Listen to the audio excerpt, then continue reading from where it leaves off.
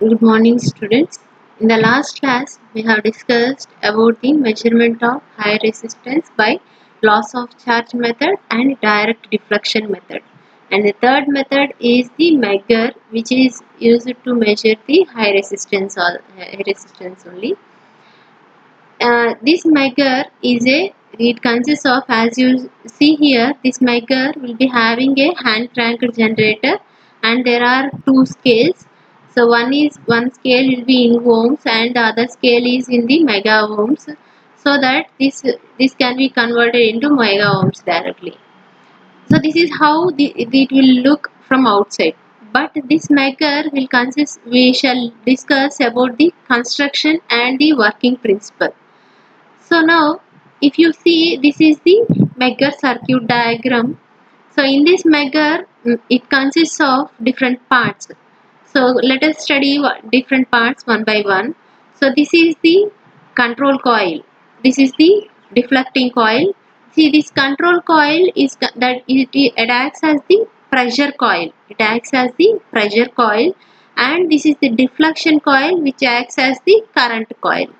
So this control coil, that is pressure coil, is connected to the hand cranked generator. This is the hand cranked generator, that is hand driven generator, through a resistance R.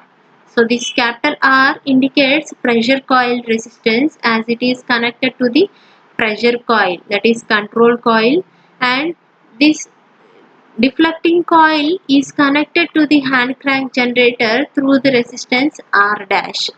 So R dash is the current coil resistance, which is connected to the current coil to the hand crank generator. Now this is first part is control coil, that is the control coil and deflecting coil, pressure coil and deflecting coil. These two coils are placed at 90 degrees to each other. These two coils are coupled at 90 degrees to each other. And on the same axis, a pointer is placed. A pointer is placed. So one end of the pointer is connected to the axis of the control coil and current coil, and the other end of the pointer will be rotating on the scale. So this scale will be having, on at one end it will be having 0, and at the other end it is having infinite. That means infinite resistance and 0 resistance will be indicated on the scale. That is nothing but it indicates the resistance in ohms. So now, and these magnets which are placed here are nothing but the permanent magnets. These permanent magnets are used to produce the magnetic field. So because of that magnetic field, an EMF is produced, and because of that EMF, a force is produced, deflecting torque is produced. Because of that force, the pointer will be deflected on the scale. And here you can see the resistance which is placed here. The resistance, so these two are the terminals for which you need to connect the resistance, of which you need to measure the resistance. So these two are the terminals here. So whenever you connect a resistance here, so that resistance will be compared. It will be compared with the generator resistance, and if it is high, then the pointer will be deflected towards the infinite. If it is low, it will be deflected towards 0. So this is about the construction. Once again, I am showing you, it consists of different parts. One is deflecting and current coil. They are mounted at right angles to each other, 90 degrees to each other. And second one is permanent magnets, which are used to produce the magnetic field. And third one is the pointer, which is used to show the resistance on the scale. And the next one is scale, which is having the scale of 0 to infinite resistance. And next one is DC generator. DC generator is used to produce the test voltage. Is used to test voltage, provide the test voltage of the Megger. And next one is pressure coil resistance and current coil resistance. So those resistance are used to protect the Megger, to protect the megger. And coming to the principle of operation, it works on the principle of comparison. That is, the insulation is compared with known value of resistance. And next, if the resistance of the insulation is high, the pointer will be deflected towards infinite, and if the deflection is low, it will be shown to indicated to 0 value. That means I will show you here.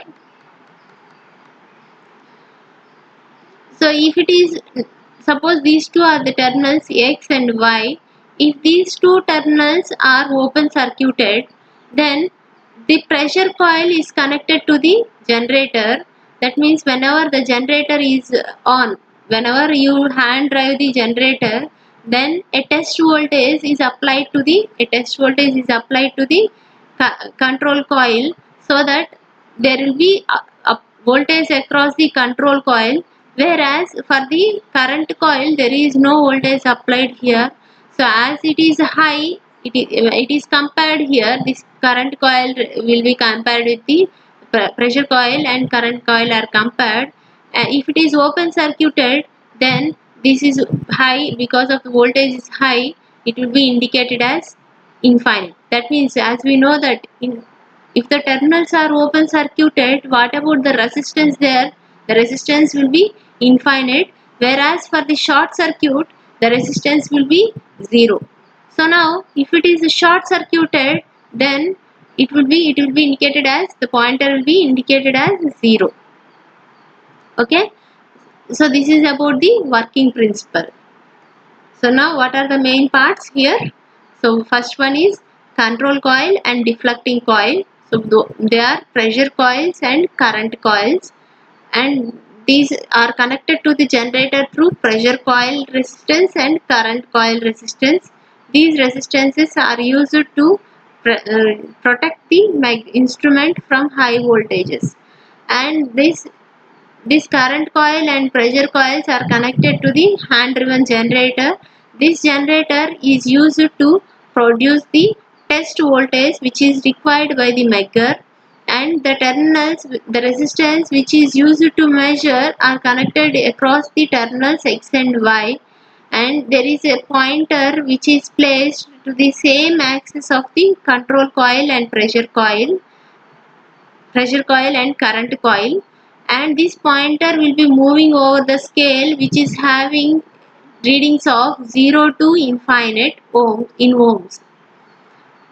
This is about the parts, and coming to the working principle, it works on the principle of comparison. Whenever the test voltage is applied to the pressure coil and the resistance is connected across the terminals X and Y, that is, it is connected to the current coil, then these voltages are both are compared, and the resistance will be displayed over the scale, which is displayed over the scale. Okay, this is about the working principle. And next, from the tomorrow's class, we shall discuss about the measurement of inductances.